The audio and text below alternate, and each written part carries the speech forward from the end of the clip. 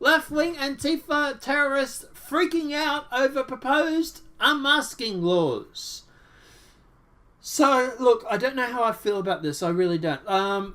We'll go through the article because this does also affect me as a journalist and stuff like that. But we'll go through the article. We'll let you know. So, the left-wing terrorist organisation that calls itself Antifa is freaking out over the proposed new law that would enhance penalties for anyone who injures, oppresses, threatens, or intimidates any person while wearing a disguise or mask. Okay, that makes me feel better. Throughout the country, for the number of years now, the primary, because of establishment media, fantasizes about, promotes, inflames, and approves of violence committed against the right. Naturally, Huffington Post opposes the unmasking laws. Antifa has been allowed to run rampant, committing countless acts of violence against everyday peaceful supporters of President Donald Trump. Antifa has also been responsible for untold amounts of vandalism and property damage and targets the alt-right. See Berkeley, for example. It's not even the alt-right. They just target anybody that is a Trump supporter, basically. Anybody that wants closed borders generally is a target for the Antifa. The Unmasking Antifa Act of 2018 can mean additional fines and prison terms for up to 15 years, The Hill reports. The bill was introduced by Republican Dan Dovin, who is co-sponsored by GPO reps Peter King, Peter Gosnell, and Ted Budd. Ironically, this proposed law is similar laws passed decades ago in states like Georgia and Alabama to stop another terrorist group formerly formed by far-left Democrats, the KKK or the Ku Klux Klan. According to the far-left New York Times, Ohio and West Virginia already have similar laws on the books.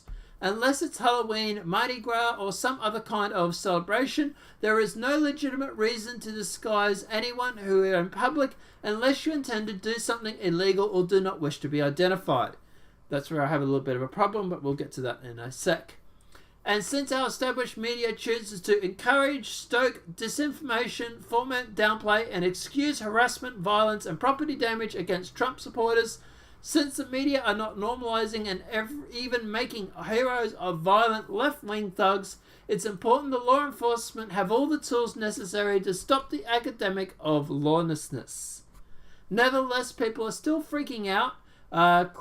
Commander Kapringa, don't even going to say that, a member of the Anarchist Coordinated Council, a New York City-based activist group, told Vice on Tuesday. The unmasking law takes a pro-fascist stance is its very name, and doubles in its enforcement. The current political climate, anti-fascists who speak out against fascism, racism, xenophobia, buzzwords, etc. are all routinely harassed, threatened, and attacked by the far right, often supported by the police, who are notably exempt here. Oh my god, they're so delusional, aren't they? Families and friends of anti-fascists also become targets of far-right violence.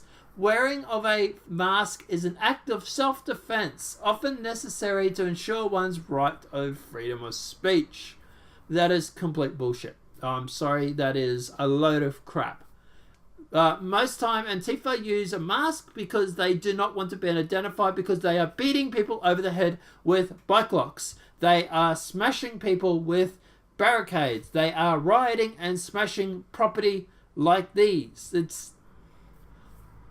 Anyway, it's the law that threatens to clamp down on direct action politics more broadly. It's more set disturbing precedent. Mark Bray, a professor at Dunworth who studies human rights and radical politics, told Vice. No examples of Antifa being victims or targets are cited anywhere in the Vice piece. Of course not.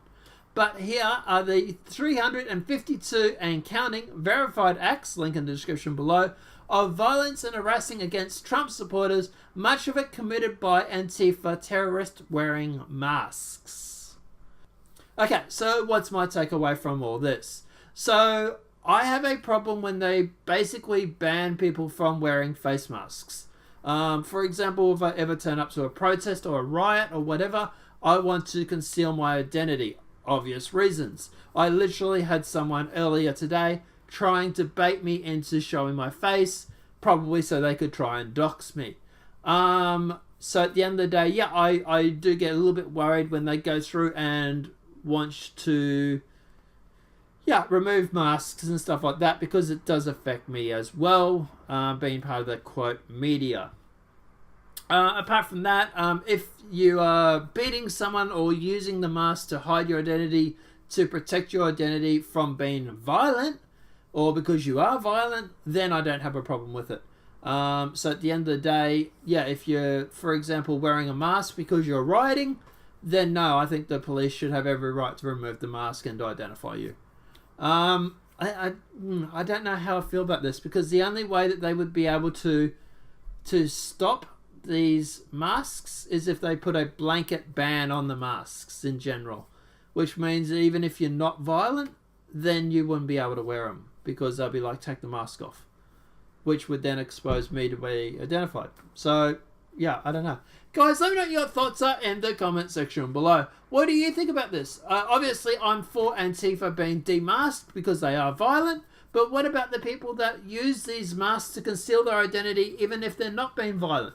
Do you think they should have to comply as well? It's a tough one, guys. It really is. Let me know what your thoughts are in the comment section below.